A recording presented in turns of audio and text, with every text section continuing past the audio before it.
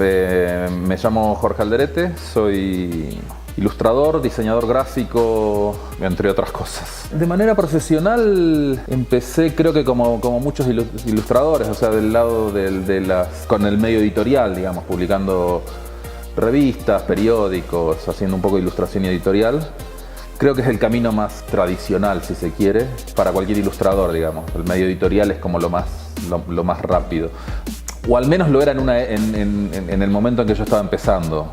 Qué sé yo, ahora también está muy en auge todo lo que es el street art, por ejemplo. Y quizás también es una salida muy rápida y muy directa para muchos que están empezando, ¿no? Afortunadamente tengo mucha libertad creativa y es algo que incluso desde el principio fui buscando. Por supuesto, al principio era más complicado, pero siempre lo fui buscando, siempre fui tratando de proponer cosas, entonces como que he ido ganando terreno en ese aspecto, de manera de poder tener la mayor libertad creativa que se pueda.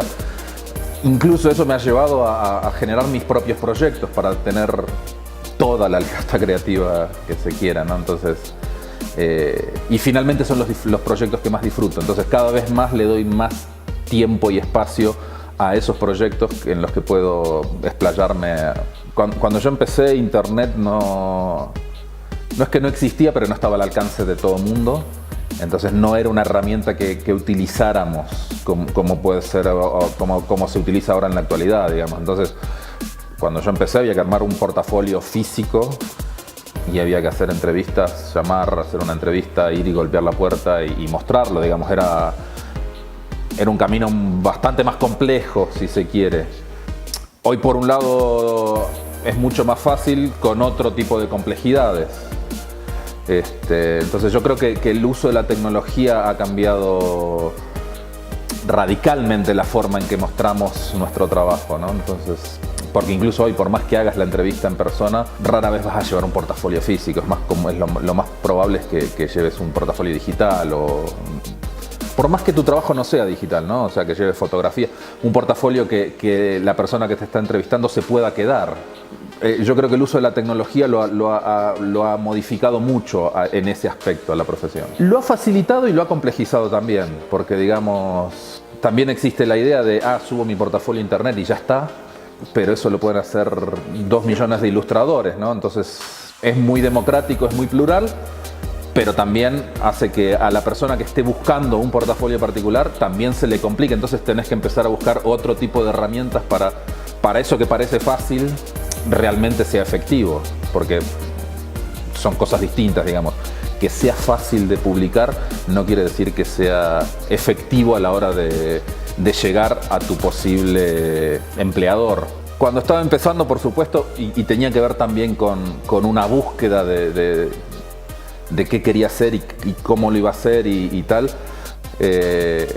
hacía distintas cosas, pero hasta que me di cuenta de que en realidad lo que era más fácil y lo que era más productivo era hacer lo que me salía, digamos. Muchas veces eso se traduce en un estilo. En realidad es mi forma de hacer las cosas y la imposibilidad de hacerla de otra manera, ¿no? Porque digo, conozco gente que es muy versátil y eso es lo que les funciona, poder cambiar de estilos todo el tiempo. A mí no se me facilitaba, entonces cuando entendí cuál era la forma en que yo podía resolver las cosas, ofrecía únicamente eso. Entonces nunca intenté vender otra cosa, o sea, no tiene mucho sentido, por varias razones. El resultado no va a ser el óptimo. Si me pongo a hacer algo que no es lo que domino, probablemente me tarde mucho más tiempo en hacerlo, entonces no me conviene ni a mí ni a mi cliente. Hay muchas desventajas a la hora de decir, modifico mi estilo a no ser que seas uno de esos ilustradores que son súper versátiles y que pueden hacerlo, y que su estilo pasa justo por eso, por tener un amplio espectro, ¿no? La tecnología, como cualquier herramienta, es una herramienta. O sea, yo siempre la pensé de esa forma. Entonces, sí, en muchas ocasiones me facilitó las cosas, pero no eran tanto cambios impuestos por la tecnología, sino era, ok, ahora hay disponible tal o cual tecnología que me sirven a mí en particular, pues bienvenida. No creo haber modificado yo mi forma de hacer las cosas para tratar de acceder a determinada tecnología, sino al contrario, más bien es seguir viéndola como lo que es una herramienta muy útil. Las nuevas versiones del software me tienen muy sin cuidado, la verdad. O sea, de repente me estoy dando cuenta que estoy trabajando con versiones de hace 10 años de algunos programas. Me dan realmente igual, ¿eh? No... Sería una locura pensar nuestra profesión tratando de seguirle el juego a los creadores de software. Ellos quieren vender software. Está bien, intentan hacernos creer que es indispensable para nuestra profesión, pero es una gran mentira porque no es indispensable. Indispensable es nuestro cerebro, indispensables son las ideas que tratamos de transmitir. El software, me da igual, puede ser un papel y un lápiz. Ese es todo el software y el hardware que necesitamos. ¿Qué hace falta? No sé, digamos, porque talento hay, creo que profesores empieza a haber cada vez más. No sé cuál es el conflicto, si es que hay un conflicto, digo, a nivel burocrático o tal para generar una carrera per se. Y por supuesto eso tiene que venir acompañado de una pata en la industria, digamos, o sea, tiene que existir un mercado para captar a esos profesionales, ¿no? Entonces yo creo que es un trabajo un poco aparte de toda la cuestión legal que puede implicar, es un trabajo de concientización también de que nuestra profesión no puede existir sola per se. Tiene que existir acompañada de una industria, de un medio que requiera de nuestro trabajo. Entonces es como un poco concientizar más acerca de la profesión. Digo, ya cuando empezás a hacer arte y otras cosas que pueden estar muy cercanas a la ilustración, cambia un poco la forma, pero la ilustración como tal siempre está ligada a un encargo, a un medio, aparte de la industria que contrate esos servicios, ¿no? Entonces, si eso no existe, no puede existir una parte sin la otra. Pues creo que siempre fue muy importante. En general traté de estar abierto a esos estímulos exteriores, digamos, que pueden inspirar mi trabajo. Y bueno, esta ciudad en particular puede ser sobreestimulante en algunos momentos, ¿no? A veces es más complicado aprender a filtrar todos los estímulos visuales, sonoros que podemos tener en la ciudad. Pero para mí siempre fue un elemento muy rico, ¿no? de una fuente de inspiración muy rica, por muchas razones, o sea, por la parte visual, pero también por la parte de experiencias, no sé, salir y conocer gente, o sea, vivir la ciudad, ¿no? Mucho de eso después nutre mi trabajo de alguna manera. Mi trabajo ha estado vinculado a la escena del rock, digamos, desde hace muchos años. Con Gallo Negro lo que cambió radicalmente en mi experiencia es que empecé a hacer algo que siempre había sido privado para mí, que es sentarme a dibujar, a ilustrar, a hacerlo público. Entonces esa experiencia creo que modificó sí sustancialmente mi trabajo, digamos. Empecé a tener en cuenta muchos otros factores que antes no entraban en la ecuación, digamos, a la hora de sentarme a hacer un proyecto gráfico. El ritmo, el tiempo, muchas cosas que tienen más que ver con la música, al momento de hacerlo en vivo, pesaban mucho sobre el trabajo, digamos. Es más importante hacer una línea en ritmo que esa línea quede perfectamente trazada, ¿no? Entonces empecé a aprender un montón de cosas a la hora de enfrentarme a eso, al hacerlo en vivo, a convivir con el error. Si esa línea sale mal, yo antes pensaba que era una línea que salía mal. No, o sea, si está hecha en ritmo y está chueca, está bien. O sea, como que puso en perspectiva muchas cosas que eran inamovibles. Y bueno, y eso nutrió, por supuesto, mi trabajo de escritorio de forma sustancial, creo. Pues justo hoy me preguntabas del estilo. que muchas veces creo que confundimos el estilo con una cuestión meramente estética, digamos, y a mí justo me gusta moverme de esos lugares, ¿no? O sea, para la gente es muy fácil como encasillarte en, ok, hace este tipo de ilustración, y yo creo que el estilo pasa por otras cosas, mucho más allá del resultado estético, ¿no? Por una forma de encarar los proyectos, de verlos, de cómo contar determinadas cosas. Y justo Ritual es un paso más en ese sentido, digamos. De repente me encontré haciendo fotografía medio casualmente, digamos, y cuando empecé a ver los resultados de esas fotos, primero me gustaron, eran para un proyecto muy específico en primera instancia, y cuando las mostré, se las mostré a un amigo fotógrafo, me dijo, están buenísimas, esto hay que mostrarlo, esto hay que exponerlo. Se llama Gerardo Montiel Clint, es uno de los grandes fotógrafos de acá de México, él es uno de los socios de la galería donde está la exposición, y entonces me dijo, déjame que le muestro esto a mis socias en la galería, porque la verdad me encanta y me gustaría exponerlo. Le digo, no, estás loco, o sea, no me considero fotógrafo, digo, y todavía me cuesta decirlo, ¿no? Pero bueno, finalmente tengo una exposición de fotografía ahora.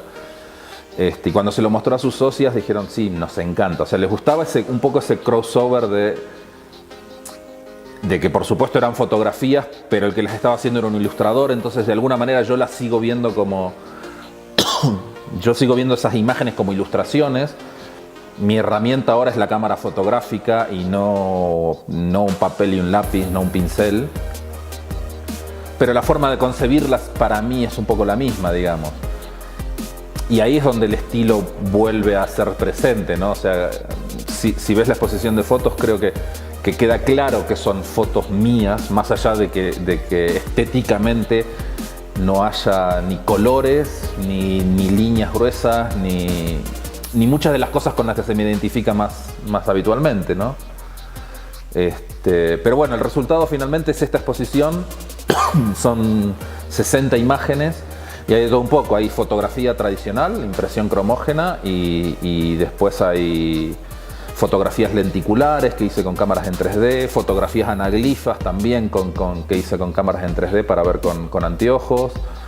Hay fotografías que las pasé a una cosa mucho más gráficas y que las trabajé con serigrafía. Entonces, es una exposición de fotografía, pero también es una exposición gráfica, muy gráfica, digamos, por todo mi background de alguna manera, ¿no? Creo que es muy importante ahí sí el que fue el disparador de la serie de imágenes, y es casualmente otro ilustrador, que es Saul Steinberg. En los años 60, creo, él hizo un proyecto también con una fotógrafa, Inge Morat, del grupo Magnum.